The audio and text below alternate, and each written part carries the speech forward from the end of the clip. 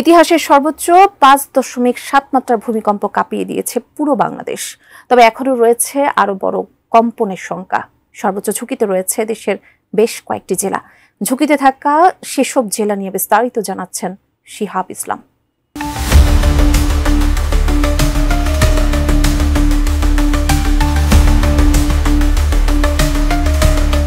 বাংলাদেশ ভয়াবহ ভূমিকম্পের ঝুঁকিপূর্ণ একটি দেশ।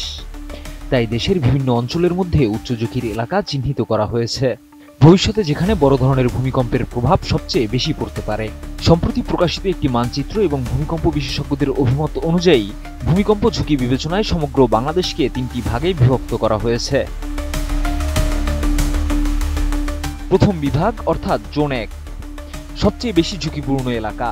এই অঞ্চলের মধ্যে সিলেট, ময়মনসিংহ, ঢাকা বিভাগের কিছু জেলা এবং পার্বত্য চট্টগ্রামের খাগড়াছড়ি ও রাঙামাটি জেলার বেশ কিছু এলাকা অন্তর্ভুক্ত। এসব জায়গায় ফ্রন্ট লাইন বা প্লেট বাউন্ডারি রয়েছে, যেখানে ভূমিকম্পের আশঙ্কা সবচেয়ে বেশি। নতুন বাংলাদেশ গড়তে এলো জুলফিকার স্টিল। জুলফিকার স্টিল, ইস্পাত দৃঢ় অঙ্গীকার। সার্বিক পরিসংখ্যান অনুযায়ী সিলেট, ময়মনসিংহ, কুমিল্লা, টাঙ্গাইল, গাজীপুর, নরসিংদী, ব্রাহ্মণবাড়িয়া এবং পার্বত্য জেলা খাগড়াছড়ি ও রাঙামাটি ভূমিকম্প ঝুঁকিতে রয়েছে। 1976 থেকে 2015 সাল পর্যন্ত অন্তত 5টি বড় ভূমিকম্প এই অঞ্চলে অনুভূত হয়েছিল, যার উৎপত্তিস্থল ছিল সিলেট, মৌলভীবাজার, রাঙামাটি, বান্দরবন এবং কক্সবাজারে।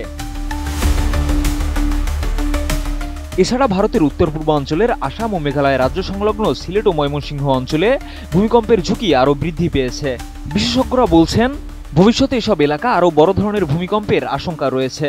অন্যদিকে জোন 3 অঞ্চল সবচেয়ে কম ঝুঁকিপূর্ণ, যেখানে খুলনা, যশোর, বরিশাল এবং পটুয়াখালী জেলার অবস্থান। এখানে ভূমিকম্পের প্রভাব কম হওয়ার সম্ভাবনা। ভূমিকম্পের সময় বড় শহরগুলো, বিশেষ করে রাজধানী ঢাকা, ভয়াবহ ক্ষতির সম্মুখীন হতে পারে। ঢাকা শহরে প্রায় 21 লাখ ভবন রয়েছে, যার মধ্যে 6 লাখ ভবন 4 থেকে 30 তলা পর্যন্ত। এসব ভবন যদি ভূমিকম্পের সময়ে ধসে পড়ে, তবে প্রাণহানির আশঙ্কা অনেক বেশি।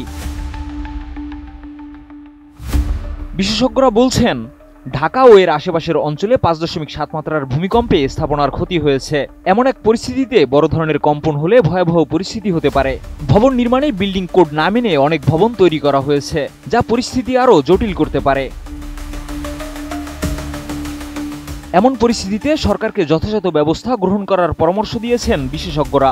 ভূমিকম্পের মতো প্রাকৃতিক দুর্যোগের আগাম পূর্বাভাস পাওয়ার জন্য উন্নত দেশগুলো ব্যাপক গবেষণা ও প্রযুক্তি ব্যবহারের মাধ্যমে যথাযথ ব্যবস্থা নিচ্ছে। তেমন বাংলাদেশেও ভূমিকম্পের পূর্বাভাস ব্যবস্থা উন্নত করার জন্য উদ্যোগ নেওয়া জরুরি, যাতে ক্ষয়ক্ষতির পরিমাণ কমানো সম্ভব হয়।